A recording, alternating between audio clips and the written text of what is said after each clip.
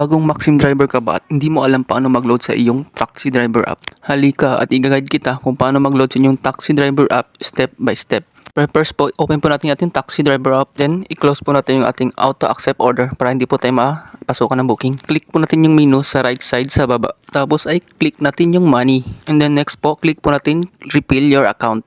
Pag nakikita yung bank card, ipalitan po natin siya or ibaba po natin siya sa e-wallet and QR. Kaya po niyang nakikita nyo sa video. Next po, lagyan po natin ang amount dyan sa box. Pwede po siyang 20, 50, 100 and so on. Kung bala.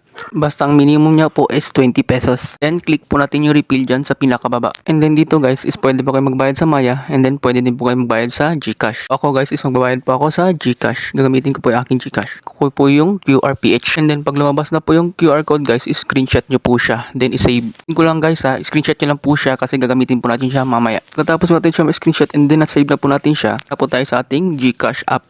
Open pa natin yung GCash application and then siguraduhin nyo guys na may sapat kayong balance para sa pag-load ng inyong gustong amount pong GCash application. Then click po natin yung QR code dyan sa baba. Yan po sa pinaka-middle sa baba. And then dito naman guys is click po natin yung upload QR. Next guys is hanapin natin yung QR code natin na in-screenshot kanina. Ayan guys, check lang po natin siya. Hanapin po natin din, i-check din is upload po natin.